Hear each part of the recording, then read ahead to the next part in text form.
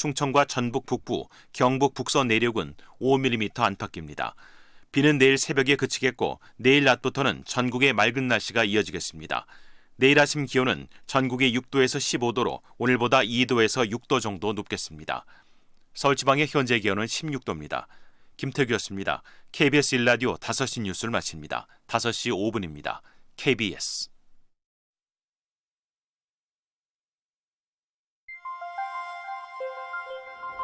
대한민국 중심 채널 KBS 1라디오. Listen, everyone.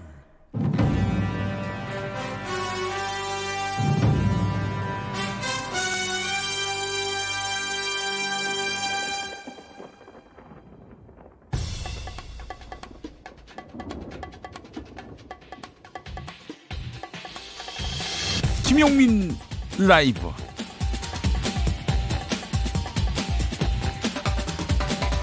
(2019년 10월 28일) 월요일입니다. 안녕하십니까, 김용민입니다. 서울 온누리교회가 소유하고 있는 사립대학 한동대학교가 학내에 재학생들의 결혼과 다출산 문화를 장려하는 센터를 만든 것으로 확인됐습니다. 재학생들이 빨리 결혼하도록 권장해서 애를 낳게 하자, 이런 취지라고 합니다. 이 학교 총장은 결혼을 안 하거나 결혼을 늦게 하는 것이 문제며 성경에서 생육하고 번성하라, 이렇게 명령했는데 이 명령에 반한다고도 했습니다. 자신은 생명 중시 운동을 펼친다고는 하지만 사람을 번식의 도구로 여긴다는 비판은 피하기 힘들어 보입니다. 게다가 왜 결혼 출산율이 낮아지는가 하는 점에서 사회 경제 구조의 문제를 도외시했다, 이런 비판 또한 피할 길이 없어 보입니다.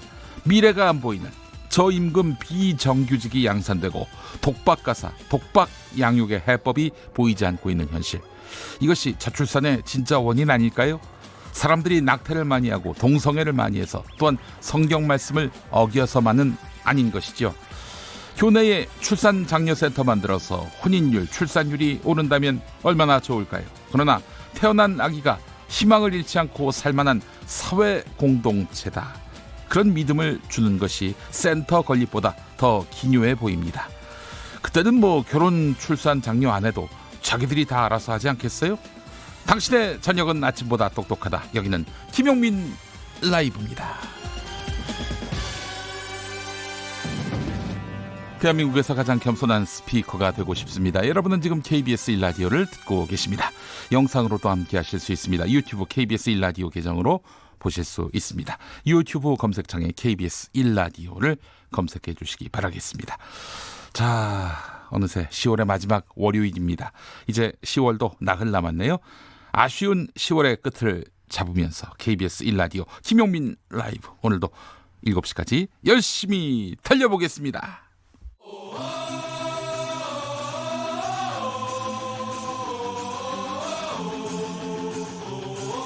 김용민 라이브.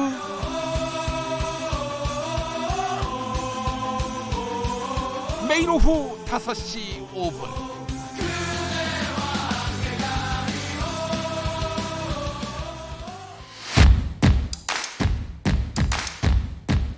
그냥 똑같은 뉴스 브리핑이 아니다. 정치 뉴스 피로 해소에 딱 좋은 브리핑. 매일 5시 5분 절대 놓치면 안 되는 뉴스 505. 뉴스 505 함께할 정상근 기자, 어서 오십시오. 네, 안녕하십니까. 예, 주말 잘 보내셨어요? 네, 주말 잘 보내고 왔습니다. 예, 네. 어떻게 보내셨어요? 주말에 뭐 눕고, 네. 네, 일어나고, 네, 앉고, 먹고, 먹고, 안고, 예, 네. 누구를 안습니까? 예, 아이를 안았습니다. 그렇죠. 네. 예, 몇 살이죠? 지금 16개월에서 17개월로 넘어가는 예, 네, 그렇습니다. 그런 상황입니다. 육아가 힘들지 않습니까? 육아가 예. 네, 그 주말에 왜 안 부르십니까? 우리 네. 방송사에서 정상근 기자에게 연락해 주시기 바라겠습니다. 네. 예, 언제든 환영입니다. 24시간. 그럴 네. 때입니다. 그럴 때. 그럴 때인가요? 예, 네. 예. 그렇습니다. 열심히 애기 봐야죠. 네. 그래요. 주말이라도. 참 육아가 참 힘들 때입니다. 아버지도 어머니도 참 힘든 네, 그런 와이프가 참 육아예요. 고생이 많습니다. 예, 그래요. 자, 첫 번째 뉴스부터 만나보도록 하겠습니다. 대법원이 조국 전 법무부 장관 일가의 영장 심사를 맡은 판사들에 대한 비판에 대해서 적절하지 않다 이렇게 비판했다고요? 네, 이 대법원은 국회 법제사법위원회에서 이 조국 전 장관 수사의 영장 업무를 맡은 판사들에 대한 신상털이 그리고 국회의 국정감사 증인 출석 요구에 대한 의견을 묻자 이런 입장을 전했습니다. 이 대법원은 뭐 재판에 대한 정당한 비판은 허용될 수 있으나 개별 재판 결과에 대하여 법관을 과도하게 비난하거나 그 신상을 언급하고 국정감사의 증인이나 이 참고인 출석 요구 등은 재판의 독립을 저해할 수 있는 위험이 있는 행위다라고 강조를 했는데요. 아울러 이 더불어민주당의 싱크탱크인 민주연구원이 지난 8일 이 조국 전 장관 수사를 언급하면서 이 사법개혁의 필요성을 밝힌 것에 대해서도 같은 답변으로 가름을 했습니다. 이 언론 보도에 따르면 이 조국 전 장관 일가 수사의 그 영장 심사를 맡았던 그 영장 전담 부장판사들이 뭐 그 결과에 따라서 뭐 시민과 이제 네티즌 분들에게 신상을 털리면서 인신 공격을 받고 있다 이렇게 언론이 보도를 했는데 네네. 뭐 얼굴에 뭐 영정을 합성한 사진을 붙여서 보낸다든지 또 이름 앞에 또 판사와 이제 쓰레기라는 단어가 합성된 이 판례기라는 말이 붙는다라고 하는데 네. 뭐 현직 판사들은 이런 여론과 비난을 의식할 수밖에 없다는 말을 했다고 합니다. 그래요. 과도하면 안 되죠. 특히 이 뭐 판사. 네네. 판사의 자택 주소를 어떻게 입수했는지 그 앞에 가가지고 막 시위 벌이면서 뭐 위해를 가하겠다 이런 사람도 있었어요. 아, 그러면 안 됩니다. 예. 네. 이런 사람들의 행위는 용서될 일은 아닌 것 같은데 그러나 재판에 대해서 시민들이 각자 견해를 갖고 자유롭게 비판하는 것 이것도 불쾌하다는 투예요. 사실은 지금 이 이야기가. 예. 사실 이 정치 같은 경우에는 뭐 국회의원들도 한 4년마다 한 번씩 유권자로부터 재선택을 받곤 하는데 네. 네, 이 사법부 같은 경우에는 이렇게 국민의 그 견제가 작동할 수 있는 부분이 없어서 물론 이제 뭐 대법원에 뭐 여야 뭐 구성이 들어가긴 하지만 네. 뭐 어쨌든 뭐 그 부분에서 좀 그 국민들의 뭐 의견이 좀 반영될 창구가 부족하다는 얘기 있습니다. 예, 그래요. 국민들은 이 판결 결과를 무조건 수용해야 합니까? 비판을 하고 때로는 또 강도 높게 성토를 할 수도 있어야 되는 거 아니에요. 국민 무서운 줄 모르고 자기들은 영구히 그 심판받지 않는 권력이 되겠다. 이것도 또 하나의 오만 아닙니까? 그러니까 뭐 재판 결과에 대한 비판을 하는 거는 뭐 이해는 하지만 과도하면 안 된다라는 게 그 과도함이 대체 어느 정도 수준에서 그 선을 좀 알려줬으면 네, 좋겠어요. 이르는 건지. 과도하지 않게 네네. 비판할 테니까 그 선을 좀 알려줬으면 좋겠어요.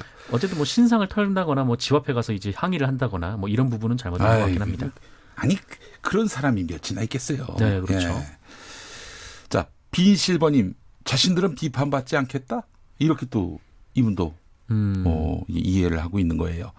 51083 이 아마 필명이신 것 같아요. 예. 신상 털기는 용서하기 어렵지만 재판이 제대로 됐다면 이렇게까지 불만을 토로했을까요? 라고 하셨고요. 훈이서님 법관은 신성불가침 최고 존엄인가요? 라고 말씀하셨습니다. 네. 자, 그리고 285번 쓰시는 분 아주 길게 쓰셨어요. 네. 일부만 소개하자면은 잘못을 모르는 사람들, 부끄러움을 모르는 사람들, 정의를 모르는 사람들, 자신을 위해 죄 없는 사람을 이렇게 공격하는 것을 두고 양심의 가책을 전혀 느끼지 못하는 이런 자들 점점 더 강해지는 그들의 악행, 괴물이 되어버린 것은 아닌지 누구를 가리켜서 말씀하시는 건지는 모르겠습니다만 네네. 주어가 없어서 네 하여간 뭐 이런 말씀도 주셨고요. 예, 법관에 대한 과도하지 않은 비판 그 가이드라인을 제시해줬으면 좋겠어요. 자유롭게 좀 비판하게. 예? 그 범위 안에서요? 예. 네. 뭐 모든 걸 다 싸잡아서 비난하면 안 되잖아요. 그죠? 그렇죠. 예. 네. 자, 다음 소식은 법무검찰개혁위원회가 검찰의 정보 수집 기능을 폐지하라 이렇게 권고한 내용.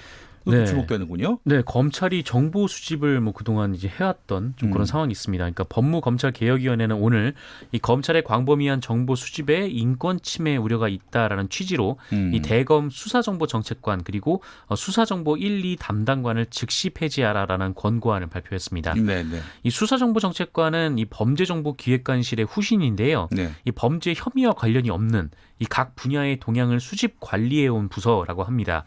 뭐 이미 논란이 있어서 앞서서 지난해 2월에 이 수사정보정책관실로 개편한 이후에 좀 축소 운영되고 있기는 합니다만 그럼에도 여전히 이 조직에 30명 이상이 네, 일을 하고 있다라고 합니다. 30명이 정보 수집을 하고 있어요. 네, 그렇죠.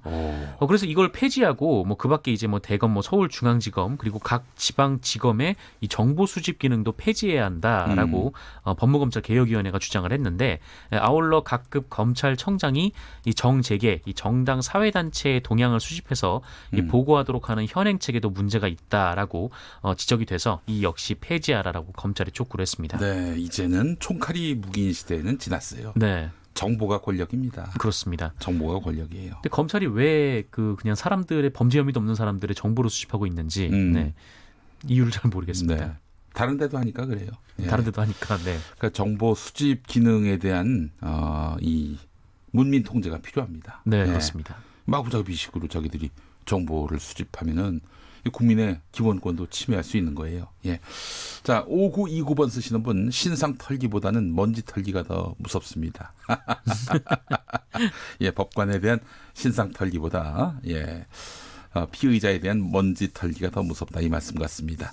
정민호님, 모든 권력이 국민에게 있다고 해놓고 국민의 비판을 비판하는 것이 국민을 주인으로 섬기는 공복의 자세는 아닌 것 같습니다. 먼저 법관들 본인들의 행위를 반성하기 바랍니다. 이 말씀을 하셨습니다. 법관들이란 말은 제가 그렇게 짐작을 한 겁니다. 네. 예. 알겠습니다. 자, 다음 소식은 삼성전자와 삼성바이오로직스 그리고 삼성바이오로직스의 자회사 임직원들에게 검찰이 징역형을 구형했다. 이 소식이네요. 네, 이 삼성 바이오로직스 회계 부정 의혹 사건과 관련해서 이 증거를 인멸한 혐의로 기소된 이 삼성전자, 삼성바이오 그리고 자회사인 에피스 임직원들에게 징역형이 구형됐습니다. 네. 검찰은 우선 이 삼성그룹 컨트롤타워 역할을 하는 이 삼성전자 사업지원 TF의 자금 담당 그러니까 이모 부사장에게 징역 4년을 이 보안 담당 박모 부사장과 부품 전략 담당 김모 부사장에게는 각각 징역 3년 6개월씩을 내려달라라고 법원에 요청을 했습니다. 네. 그 외에 이 삼성그룹 임직원들 그리고 삼성바이오로직스 자회사인 이 삼성바이오에피스 임직원들, 삼성바이오로직스 보안부서 대리에게는 각각 징역 1년에서 3년 정도가 구형이 됐는데요. 네. 검찰은 이번 범행은 동원된 인력과 기간, 인멸된 자료 숫자에 비춰볼 때 이 대한민국 역사상 최대의 증거인멸 범행이라면서 글로벌 인류 기업이라는 삼성 임직원들이 대규모 범행을 저질러서 우리 사회에 씻을 수 없는 상처를 줬다라고 구형 이유를 밝혔습니다. 네. 또한 피고인들은 중한죄를 범했음에도 반성하는 태도가 부족하고 이 배경에 있는 거대 기업의 힘을 믿고 변명을 일삼고 있다라면서 공장, 통신실, 회의실 바닥을 파서 외장하드 컴퓨터를 숨긴 것은 영화와 드라마에서나 볼 법한 상상을 초월한 행위다라고 덧붙였습니다. 네. 삼성전자 사업지원 TF. 네. 굉장히 이름이 좋습니다. 네, 이전에는 이제 미래전략실이었는데 그렇습니다. 미래전략실도 이름은 참 좋았죠. 예, 네, 그렇습니다. 그전엔 구조조정본부인가요? 네, 구조본이었습니다. 다 총수의 손과 발이라고 해도 과언이 아닙니다. 네, 이름만 바뀌었을 뿐이지 삼성전자 사업지원 TF는 이재용 부회장 그 수하라고 봐야 돼요. 그렇습니다. 이 사람들 중에 핵심들이 징역형을 구형받았는데, 자 그렇다면은 이재용 부회장에 대한 수사는 또 어떻게 되는 것인지 이것도 굉장히 궁금해집니다. 네, 뭐 증거인멸까지는 수사가 되고 기소가 또 이루어지긴 했습니다만 그 이제 근본이 되는 이 삼성 바이오로직스 분식회계 사건, 그 회계부정 사건에 대해서는 뭐 아직 뭐 명확히 실체가 밝혀진 게 없어가지고 네. 수사가 더 이루어져야 될 것 같습니다. 네. 다음 소식 전해주시죠. 네, 오늘 더불어민주당 이인영 원내대표가 교섭단체 대표 연설을 했는데요. 대통령 시정연설과 마찬가지로 키워드는 공정으로 꼽았습니다. 네. 이인영 원내대표는 공정과 공존을 열망하는 이 국민의 요구를 받아들여서 이 절박한 심정으로 이 자리에 섰다라면서 이 공정사회를 위한 4대 개혁 의제를 제시했는데요. 네네. 이 4대 개혁이란 검찰 특권 철폐, 선거제도 전면 개혁, 일하는 국회로의 개혁, 입시와 취업의 공정성 회복이었습니다. 네. 이 중 검찰 개혁과 관련해서는 이 한나라당 이회창 총재도 1998년에 공수처와 비슷한 이 독립된 수사기관 설치를 주장했었고 네, 또 2012년 12월 이 새누리당 의원 13명도 관련 입법을 했다면서 이제와 알 수 없는 이유로 자유한국당이 태도를 바꿨다 이렇게 주장을 했고요. 네네. 이 선거제도 전면 개혁은 거대 정당에 대한 지지는 과대평가되고 또 소수 정당에 대한 지지는 과소평가됐다라면서 네. 이 민주당의 손해를 보더라도 이 주권자인 국민의 의지를 더 많이 반영해야 한다. 한다라고 주장을 했습니다. 음. 일하는 국회로의 개혁은 뭐 때가 되면 무조건 회의가 개최가 되고 또 법안이 자동으로 상정되는 시스템이 바뀌어야 된다 지적을 했고 또 국민소환제 도입도 언급을 했고요. 네. 그리고 입시와 취업의 공정성 강화는 이 학생부 종합 전형을 전면 개선하고 이 나아가서 이 대학 서열 구조를 혁파하기 위한 특단의 대책도 강구하겠다라고 밝혔습니다. 네. 또한 이인영 대표는 뭐 그밖에도 이제 공존 경제를 위한 그 과제를 제시하기도 했는데 이 경제를 위한 여러 제도 여러 가지를 이 자유한국당이 반대를 하고 있다라고 지적을 하면서 네. 한국 경제의 가장 큰 위험 요인은 국회 리스크, 야당 리스크라고 해서 이 과정에서 자유한국당 의원들이 강하게 반발하기도 했습니다. 또 나가셔서 자극하셨네. 네, 야당 리스크. 네. 예, 알겠습니다. 여기서 이제 이회창 한나라당 총재가 공수처와 비슷한 독립된 수사기관 설치를 주장한 점, 이와 관련해서 제가 기사를 찾아봤는데 네. 당시에 이제 이회창 전 총재가 언급한 것은 특별검사제였습니다. 그러니까 중립적이고 독립된 위치에서 정치적 사건이나 고위공직자 비리 사건을 수사할 수 있도록 특검제를 포함한 부패 방지법을 제정하기로 의견을 모았는데 큰 틀에서는 공수처의 기능을 담당하는 그런 특별검사를 두자 이런 차원인데 이게 그 구체적으로 상설 특검으로 가자는 얘기인지 네. 아니면 뭐 그 사건이 사안마다, 발발해서 네. 사안마다 뭐 문제가 있으면은 그때 특검을 하자는 얘기인지 이게 분명치 않아 가지고 해석의 차이가 있는 것 같아요. 네. 예. 저는 뭐 분명히 얘기하지 않았습니다. 네, 이렇게 네. 얘기하지 않겠는가 하는 생각을 해봤습니다. 이회창 총재가. 네, 예. 그렇군요. 네. 이 시사평론을 하려면은 옵션이 많아야 됩니다. 옵션이 옵션이 네. 많아야 돼요. 단순히 전달력만 좋으면 안 되고 성대모사도 하고 네. 노래도 부를 수 있어야 됩니다. 이 시대가 요구하는 바예요. 시사평론을 하는데 노래까지. 네. 그렇죠. 일단 시범을 보여주면 제가 한번 고민해 보도록 예, 하겠습니다. 알겠습니다. 이 시장이 지금 얼마나 이게 그 경쟁자가 많은데 말이죠. 네. 이 시장에서 살아남기 위해서는 정말 각고의 노력을 기울여야 됩니다. 네, 최선을 다해 보겠습니다. 네, 알겠습니다. 자, 다음 소식. 네, 바른미래당 손학규 대표의 우군으로 평가받던 문병호 의원이 바른미래당을 탈당했습니다. 네. 이 바른미래당이 혼란을 거듭하고 있는데요. 이 문병호 최고위원이 이 손학규 대표 체제로는 내년 총선에서 희망이 없다라면서 탈당을 선언했습니다. 이 문병호 최고위원은 지난 5월 이 손학규 대표가 직접 임명을 한 당권파로 분류된 인사였는데요. 글쎄 말이에요. 문병호 최고위원은 어제 국회 정론관에서 바른미래당은 끝없는 계파 싸움만 되풀이하며 갈등하고 대립했고 또 개혁에도 실패했다라면서 이 작은 기득권에만 집착하고 연연하고 또 자강하지도 못했다 이렇게 주장을 했습니다. 네. 다만 이 비당권파 의원들의 모임인 변화와 혁신을 위한 비상행동 이 참여 여부에 대해서는 안철수 전 대표가 함께한다면 참여할 수 있지만 유승민 대표가 단독으로 하는 이 변혁에는 참여할 생각이 없다 이렇게 선을 긋기도 했습니다. 예, 그래요. 이분이 이제 국회의원 네. 현역이라면은 여기저기서 모셔가려고 할 텐데 글쎄요. 내가 이쪽으로 안 간다, 저쪽으로 안 간다 이랬을 때 몇이나 주목할지는 의문입니다. 네, 예. 그렇죠. 네, 인천 부평인가? 네, 인천 부평이 지역입니다. 예, 이분이 지역군 걸로 알고 있습니다만은 손학규 대표 쪽 반응도 궁금한데요. 뭐 안타깝다라는 반응인데요. 네. 뭐 당이 안팎으로 많은 시련을 겪고 있고 뭐 본인에게도 형연할 수 없는 이 모욕과 조롱이 가해져서 뭐 견디기 힘들 정도다라면서도 하지만 본인에겐 할 일이 있다라고 말을 했습니다. 이 손학규 대표는 중도 개혁을 위해 모든 정치 세력을 모으겠다. 저는 그 과정의 미랄이 될 것이다라고 말했는데요. 이것은 제3정당이 제3세력이 들어올 경우 자신은 사퇴하겠다라는 뜻을 밝힌 것으로 언론은 풀이를 하고 있습니다. 예, 알겠습니다. 뭐 사퇴하겠다는 뜻은 예전부터도 많이 밝혀왔어요. 네, 추석 때 두 자릿수 지지율 나오지 않으면은 사퇴하겠다라고 했었죠. 예, 네. 그때도 사퇴하겠다고 했는데 그 추석이 올해인지 내년인지 이게 불분명해서인지 네. 예, 뭐 약속은 파기가 된 것 같습니다. 뭐 두 자리가 뭐 10% 이상인지 예. 아니면 몇 점 몇 도 두 자리라고 봐야 되는지. 소수점까지. 네. 예, 알겠습니다. 자, 경찰이 군복 입은 집회 참가자들 주로 이제 보수단체 네네. 집회 때 이런 모습을 많이 볼 수 있는데 경찰이 군복 입은 집회 참가자들을 단속하기로 했다. 이 소식도 있어요. 네, 뭐 체증을 해서 사법 처리를 하겠다 이렇게 방침을 정했다고 하는데 왜냐하면 이 군복을 마음대로 입는 것이 불법이기 때문입니다. 네네네. 이 군복 및 이 군용 장구의 단속에 관한 법률에 따르면 이 군인이 아닌 자는 군복을 착용하거나 군용 장비를 사용 또는 휴대해서는 안 된다라고 되어 네. 있는데요. 이를 두고 더불어민주당 측 의원들이 경찰에 왜 단속을 하지 않느냐라고 따져 물었고 네. 이에 이용표 서울지방경찰청장은 위반이 맞다, 법 위반이 맞다라면서도 이 사법 처리 방식에 대해서 검토해봐야 할 것 같다라고 밝힌 바가 있습니다. 예. 그리고 경찰이 검토한 결과 이 실제 군복을 착용한 분들이 원칙대로 이제 단속 처벌하기로 한 건데요. 네네. 다만 유사군복, 유사군복 같은 경우에는 뭐 밀리터리 규정이 룩 없기 때문에 같은 거. 네네. 예. 여기에 대해서는 뭐 처벌이 이루어질 것 같지는 않습니다. 밀리터리 룩에 대해서는 처벌할 것 같지 않다. 처벌 수위가 어느 정도 되는지 이것도 궁금한데요. 예. 네, 그렇습니다. 예. 그래요. 유사 군복 착용은 민간인이 실제 군복을 입은 군인과의 식별이 곤란할 경우에만 처벌할 수 있다고 이렇게 처벌할 수 있다고 설명하고 있는데 네네. 또 식별이 곤란하다는 기준이 또 절대적이지 않다는 점. 네, 뭐 색깔이 비슷해야 되는 건지, 뭐 모양이 비슷해야 되는 건지, 뭐 알 수가 없어가지고요. 예, 네. 단속도 쉽지 않겠어요. 네. 예.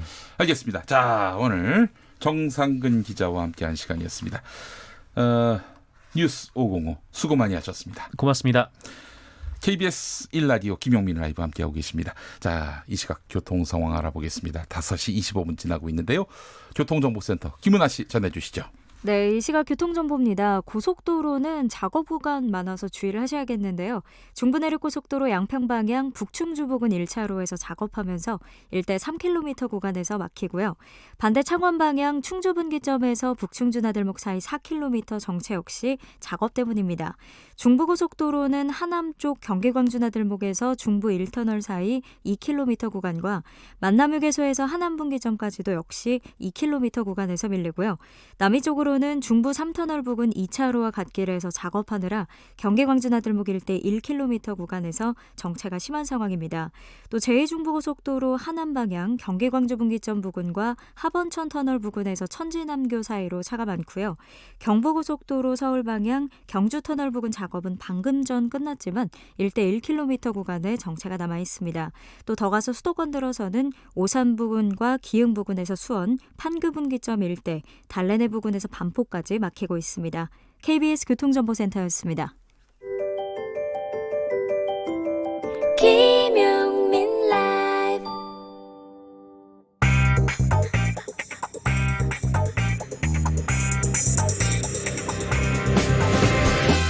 오늘 타임라인을 수동은 말말말 김용민 라이브가 수집해서 들려드립니다. 소리로 듣는 그리고 세상을 읽는 뉴스. 세상의 모든 뜨거운 목소리 그 말말말에 김용민 생각까지 더해서 리뷰하죠. 자, 지금부터 볼륨 업, 귀 쫑긋 핫 소리. 지난주 월요일 군인권센터가 추가로 공개했던 촛불 계엄령 문건. 박근혜 전 대통령의 탄핵 정국 당시 작성된 계엄령 문건인데요. 당시 황교안 대통령 권한대행이 관여한 정황이 있다. 그리고 불기소 처분서에 당시 윤석열 서울중앙지검장의 직인이 찍혀 있다. 이와 관련한 논란이 계속되고 있는 가운데 오늘 새로운 제보가 입수됐습니다. 조현천 전 국군기무사령관, 이 계엄령 문건 작성자로 알려져 있지요. 이 조현천 씨가 김관진 당시 청와대 국가안보실장을 만난 날 계엄령 문건이 작성됐다, 이런 제보인데요. 이 문건이 한민구 전 국방부 장관이 밝혔던 것처럼 2017년 2월 17일에 처음 지시가 내려진 게 아니라 그 이전부터 이미 보고서 초안이 만들어졌다, 이 말입니다. 당초 한민구 전 장관은 2월 17일에 처음 지시를 내렸고 3월 3일에 보고서를 폐기했다고 밝힌 바 있는데요. 그런데 오늘 나온 제보에 따르면 이미 2월 17일 전에 보고서 작성에 기미가 보인다는 겁니다. 그리고 2월 16일 첫 지시를 내릴 때 이미 아주 예민한 표현들이 등장했다고 하는데요. TBS 라디오 김어준의 뉴스 공장에 나온 군 법무관 출신 김정민 변호사의 제보 들어보시죠. 공교롭게 또 2월 10일 날이 조현천 사령관이 청와대에 들어가서 김관진 안보실장을 만난 날이에요. 그날 은밀하게 지시를 내렸대요. 모 서기관한테 워드 작업하지 말고 수기로 보고서를 올려봐라. 그때 아무튼 은밀한 보고서를 만들기 시작했고 2월 16일 날 이미 조현천 사령관은 그 두 밑에 있는 실무를 담당했던 장군 둘에게 자세한 내용을 지시를 해요. 이렇게 작성하라. 그래서 이미 2월 17일 날 아침에 TF팀이 소집이 됐대요. 그리고 이제 제보 내용에 보면 좀 충격적인 게 뭐냐면 2월 16일 날 첫 지시를 내릴 때 이미 아주 예민한 표현들, 국회 해산이랄지 정치인 가택연금이라는. 국회 해산이라는 표현을 쓰죠. 그래서 아마 이거는 체벌을 그대로 믿을 수는 없고 확인을 해봐야 결국 되겠네요. 확인을 해야 되지 않냐. 이 부분은 뭐 문건을 가지고 있는 것도 아니고 네. 뭐 물증을 가지고 있는 게 아니기 때문에 확인할 방법이 없지 않냐. 그때 작성된 수기나 아니면 메모 이런 건 없어요? 그런 건 다 폐기됐대요. 김용민 라이브. 나경원 자유한국당 원내대표의 자녀 관련 의혹을 고발해온 시민단체들이 나경원 원내대표가 현재 명예회장을 맡고 있는 스페셜 올림픽 코리아 사유화 의혹에 대해서 추가 고발을 했습니다. 나경원 원내대표를 고발한 시민단체 중에 하나인 민생경제연구소 안진걸 소장은 KBS 1라디오 김경래의 최강시사에 나와서 관련한 이야기를 들려줬는데요.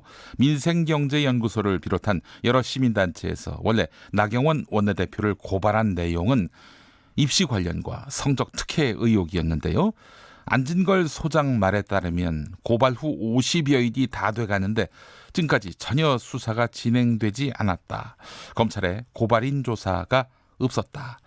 이런 이야기입니다. 연락조차 오지 않고 있다. 이렇게 밝혔는데요. 인터뷰 내용 들어보시죠.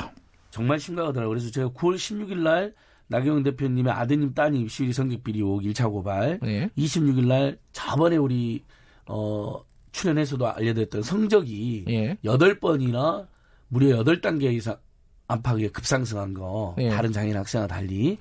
9번 2차 고발, 30일 날 저희를 뭐 가짜 시민단체다 정치공작한 거에 3차 고발, 그 다음에 10월 1일 날 성신여대가 이례적으로 심하진 전 총장 시절에 나경원 원내대표 관련 각종 비리 의혹에 상당한 근거가 있다.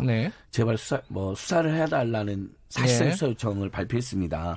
보통 사학들이 자기들 비리 숨기려고 노력하지 이렇게 문제가 있었다, 그래서 수사해달라고 하기는 굉장히 이례적이거든요. 근데 문제는 지금까지 전혀 수사를 하지 않고 있습니다. 50일 가까이 돼가는데. 고발인 조사 안 받았어요? 고발인 조사는커녕 연락도 안 옵니다. 김용민 라이브. 조국 전 법무부 장관이 사퇴하는데 공을 세운 의원들에게 표창장과 상품권 50만 원을 수여한 일. 나경원 자유한국당 원내대표의 표창장 수여 논란이 뜨겁습니다. 논란에 대해서 나경원 원내대표는 이렇게 말했습니다. 장관이 낙마할 경우에 늘 주던 것이다. 이 발언은 또 한 번의 논란을 낳고 있습니다. 여야 공방이 뜨거운데요. 백승주 자유한국당 의원은 수고한 의원들에게 당 지도부가 감사의 뜻을 표한 것이다. 자축이라는 표현은 동의하지 않는다. 이렇게 밝혔습니다. 강훈식 더불어민주당 의원, 한국당의 민낯을 드러낸 사건이다. 역으로 생각해봐라. 부끄러운 일이다. 이렇게 말했습니다. CBS 라디오 김현정의 뉴스쇼 인터뷰 들어보시죠. 그렇게 물론 이런 비판을 있다는 걸 압니다만은 자축이라는 이런 표현은 저는 하지 않고요. 그 수고한 의원들에 대한 당 지도부의 어떤 감사하고 또 아직 투쟁해야 될 부분이 많으니까 여기에 대한 좀 재결집을 위한 어떤 그런 거라고 생각을 합니다. 사실 법사위원들이 살아있는 권력, 장관을 고발하고 이런 부분에 대해서는 자기 정치적 명운을 건 고통의 시간도 있었고, 일부에서는 조국 장관을 사퇴시키지 못하면 원내대표 내려와라, 이런 목소리도 많았기 때문에 역으로 바꿔놓고 박근혜 대통령 탄핵치고 우리가 표창장 주고 상품권 나눠줬다 그러면 뭐라고 하실 겁니까? 그러니까 이거는 굉장히 하지 말아야 될 부끄러운 일이고요. 오죽하면 모든 보수 언론들이 사설에서 일제히 이 문제를 다뤘겠습니까? 그래서 민낯을 드러낸 사건이다. 한국당의 민낯을 드러내는 사건이다. 이런 생각이 들고요. 김용민 라이브. 대입제도 개편에 대한 이야기로 이어가 보겠습니다. 지난주 문재인 대통령의 국회 시정연설에서 나온 이야기인데요. 정시가 능사는 아닌 줄 알지만 지금으로는 차라리 수시보다는 정시가 낫다. 이런 발언에 대해서 이는 국민적 여론의 뜻이다라고 밝힌 바 있습니다. 지난 금요일에는 교육관계 장관회의를 직접 주재했는데요. 정시 비중의 상향 조정에 대해서 먼저 청와대 이광호 교육비서관의 발언 들어보겠습니다. 이광호 비서관은 지금의 수능의 한계에 대해서 잘 알고 있다. 그래서 교육부에서도 보다 중장기적으로 개편 방안을 고민하고 있다. 이렇게 밝혔습니다. MBC 라디오 김종배의 시선집중과의 인터뷰 내용 들어보시죠. 지금의 그 수능이 갖고 있는 어떤 획일적인 시험이라는 거, 더군다나 이제 이 객관식 시험으로 미래 사회에서 요구되는 창의적인 어떤 인재를 길러내는 한계가 있다는 건 다 알고 있습니다. 네. 그래서 교육부에서도 보다 중장기적으로는 뭐 서술형 논술형 수능이라든지 네. 근본적인 개편 방안을 고민하고 있는 걸 알고 있는데요. 네. 그런데 이제 다른 한편으로 보면 현재 입시 특히 학종의 불공정성에 대한 국민적 비판이 너무나 강합니다. 예. 여론조사를 해보면 정시 확대가 대부분 70% 이상의 지지를 받고 있고 특히 이제 최근에 제가 더 뼈아프게 보고 있는 거는 최근에 입시를 경험한 20대인 경우엔 그 비율이 더 높습니다. 그런가요?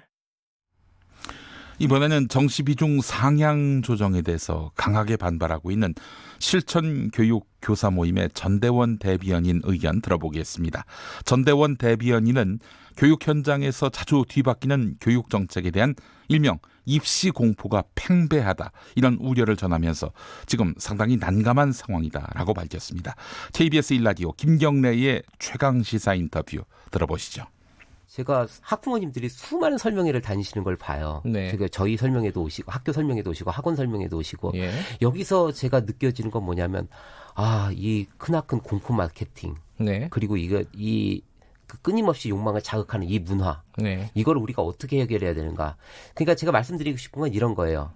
그 부동산하고 교육은 참 비슷한데 네. 현실이 그렇다고 부동산 투기를 마음대로 다 하게 해줄 수는 없는 것과 마찬가지로 그 교육도 우리가 점수 줄 세우기나 한 줄 세우기가 분명히 안 좋다고 합의가 있었는데 그걸 한 번에 깨트리는 이런 일들이 좀 제가 보기에는 좀 난감한 상황이라고 생각을 합니다. 네. 포넌 블론즈의 왓츠업 듣고 오겠습니다.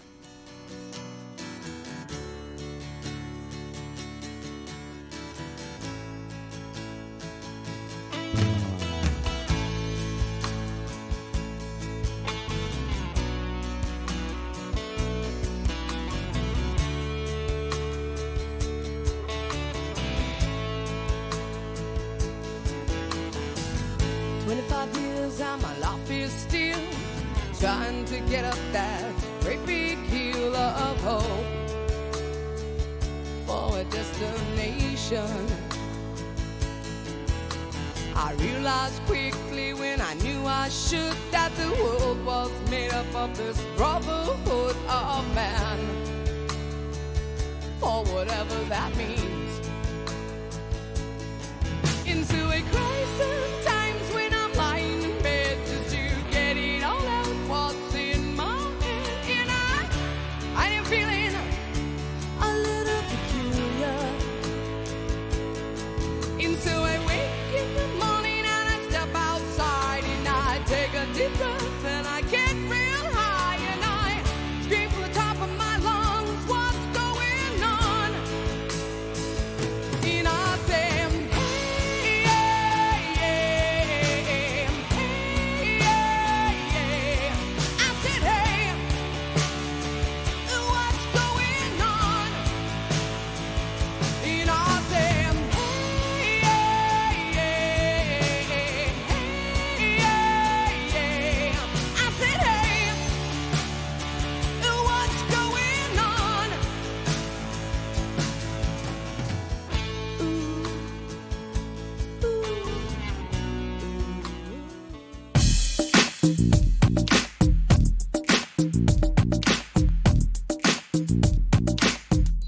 속 인터뷰.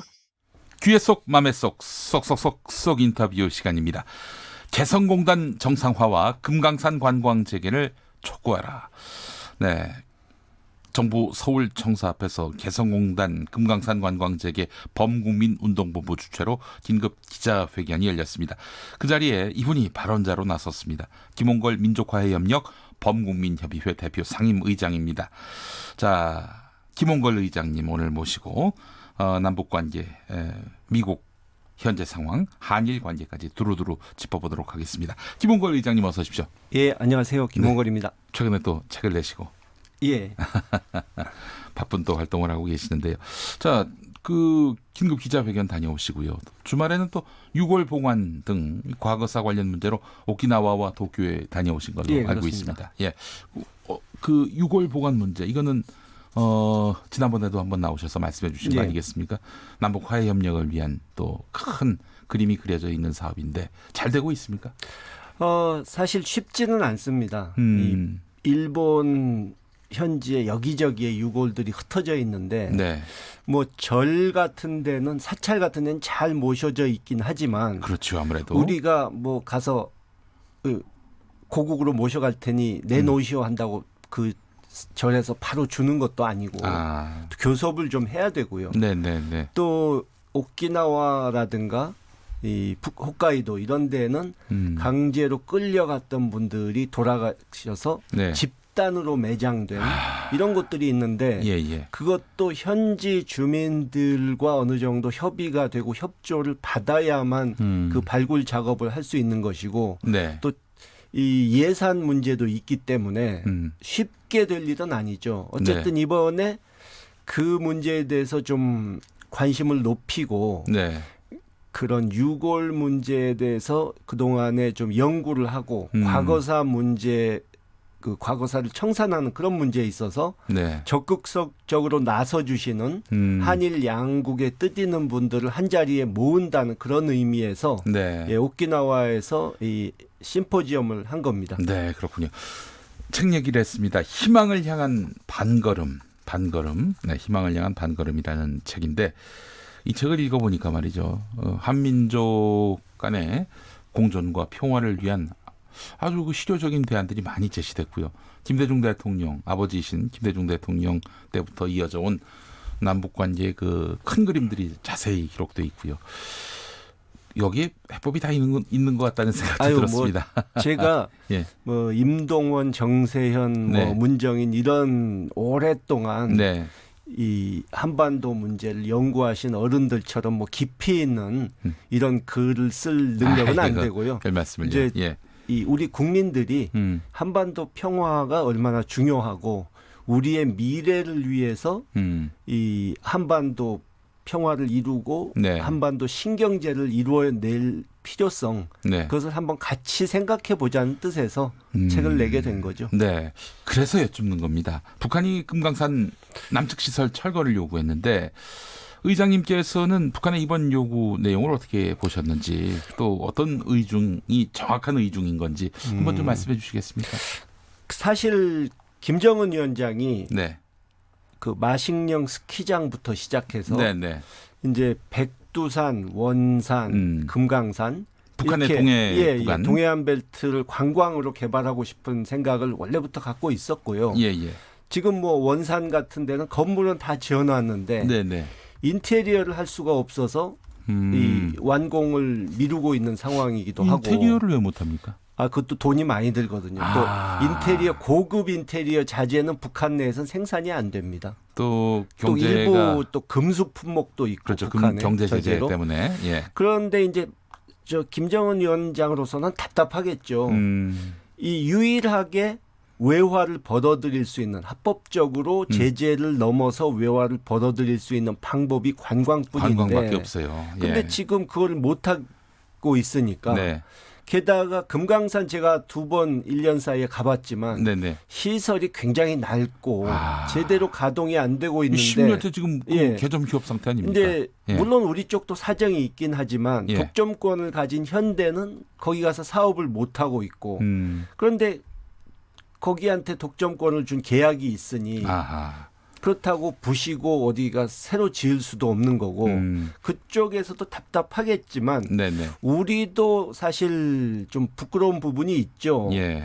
유엔 제재와 상관없이 이명박 정권, 박근혜 정권에서 네. 금강산 개성공단을 그렇게 닫아버리는 바람에 이제는 돌이키기가 쉽지 않게 돼버렸잖아요. 네. 그러니까 참 두고두고 이 지도자의 잘못된 결정이 네. 나라의 운명에 어떤 악영향을 끼칠 수 있는지 보여주는 사례라고 할 수 있죠. 금강산 시설 철거와 관련해서 우리 정부가 대북 통지문을 보냈습니다. 남북 당국 간 실무 회담 이걸 제안한 것인데요. 북한은 지난주에 뭐 만나냐 문서로 교환하자 뭐 이런 식으로 제안을 했는데 말이죠. 우리 측의 이런 수정 제안에 대해서 북측이 받아줄 거라고 보시는지요?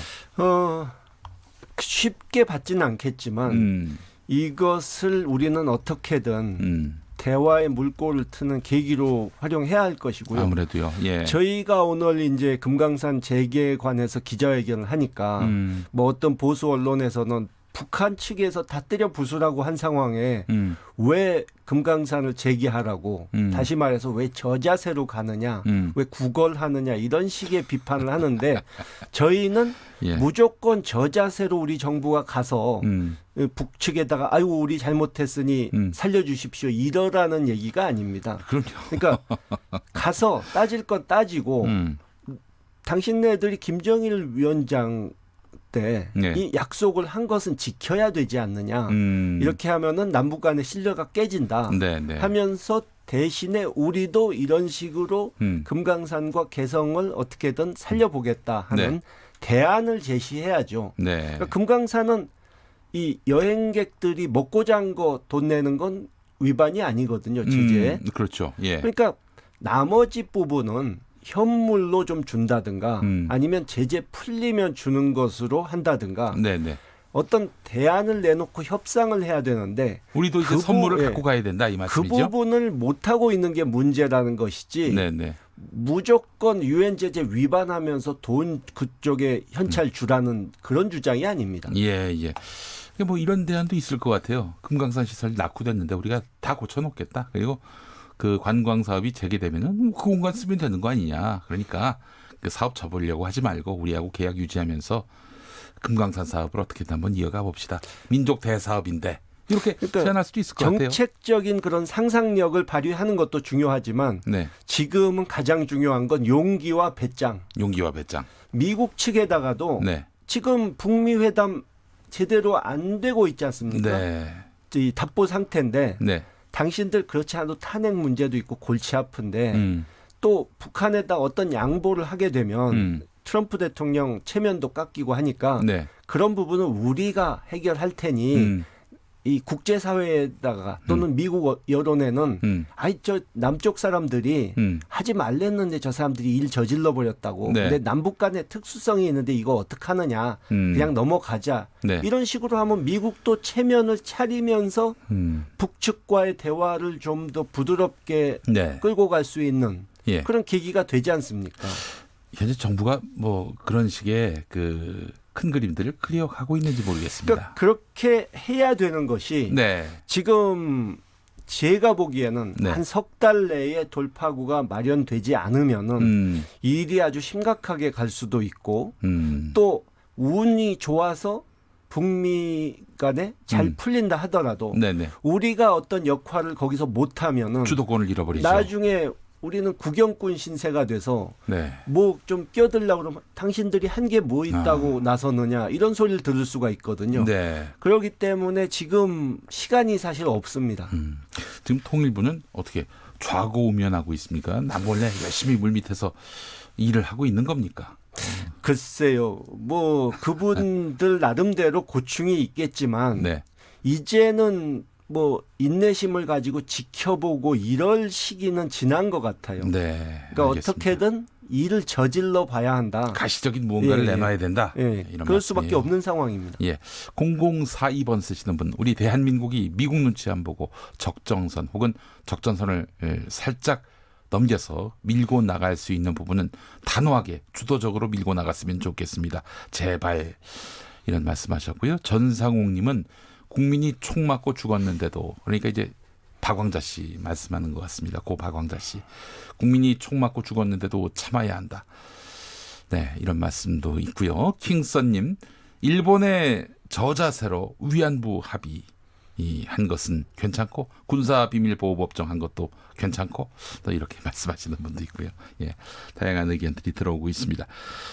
김정은 위원장의 이번 금강산과 관련해서 발언한 것 굉장히 부정적인 발언이었죠. 앞으로 금강산 관광을 남북 경협을 통해서가 아니라 북한 독자적으로 개발하겠다.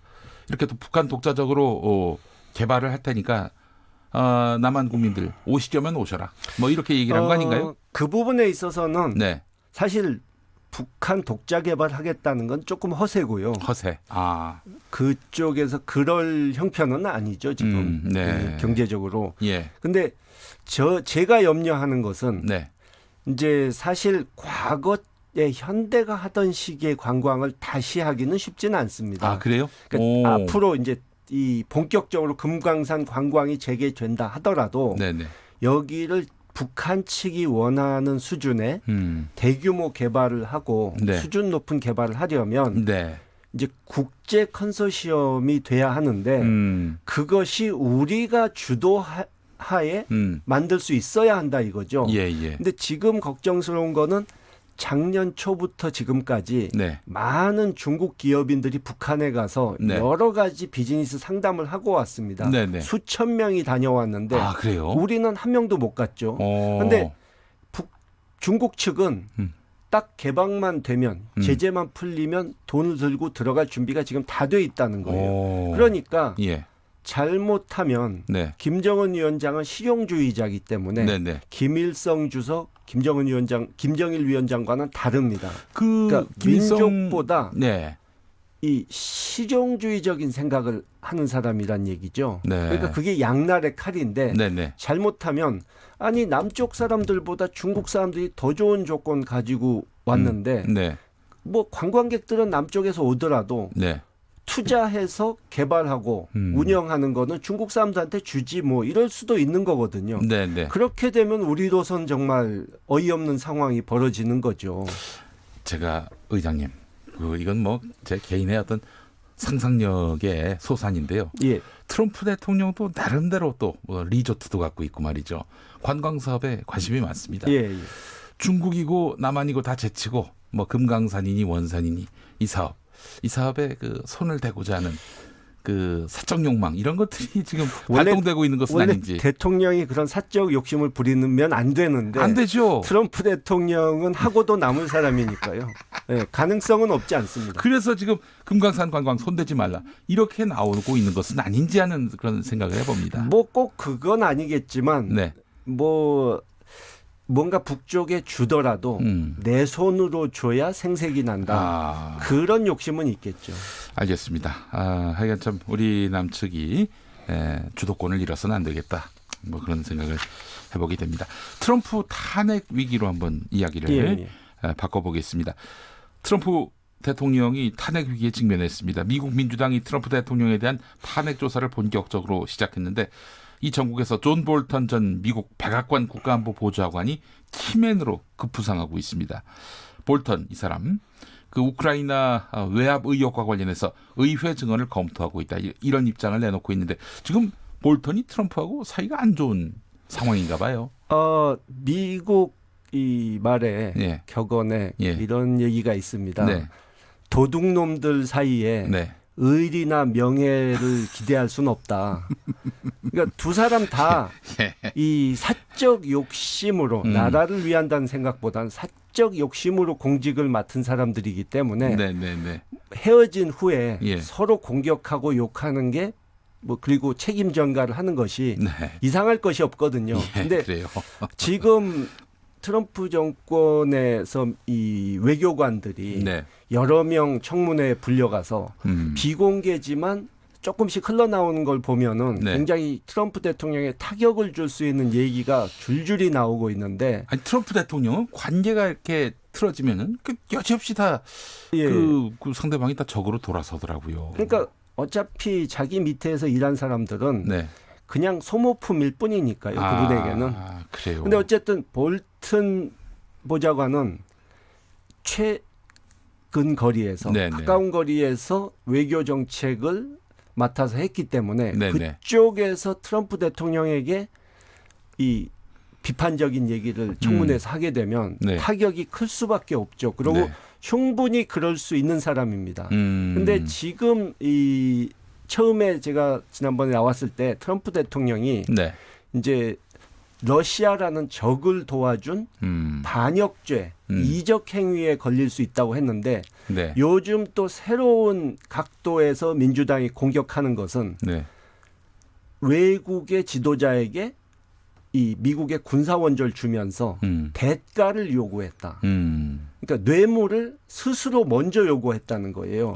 그래요? 근데 미국 이 헌법에 240년 전에 만들어진 헌법에 원래 이제 탄핵에 대한 조항이 있는데 어떻게 하면 탄핵된다 하는 게 조금 불분명한데 저거 하나는 분명히 적혀 있습니다. 네.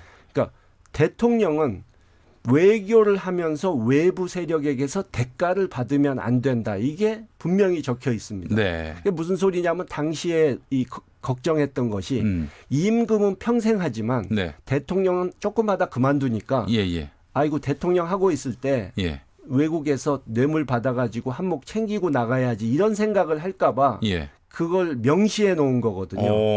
근데 이게 바로 그거에 걸린다는 거죠. 트럼프 우크라이나 대통령. 스캔들이 그렇다는 거죠. 예.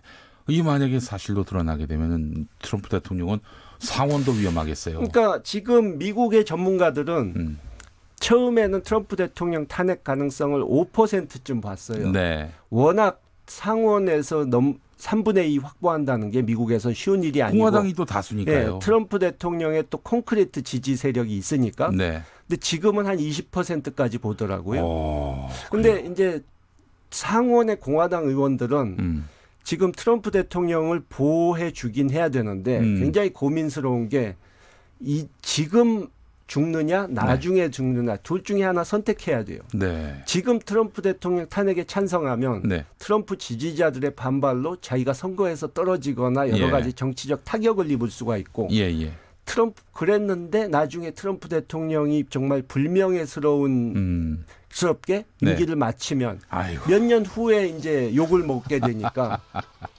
고민스러운 거죠. 아무래도 그 북한도 이 상황 볼 겁니다. 트럼프 대통령하고 계속 북한도 현명한 판단을 해야죠. 파트너를 계속 유지하는 게 맞는지 고민할 것 같습니다. 이제 좀 벼랑 끝 전술은 그만해야 될 겁니다. 알겠습니다. 자, 김홍걸 민족화해협력 범국민협의회 상임의장님 오늘 말씀 잘 들었습니다. 예, 감사합니다. 네, 김용민 라이브 1부 마치겠습니다. 6시 5분 2부에서 다시 오겠습니다. KBS 라디오 연중기획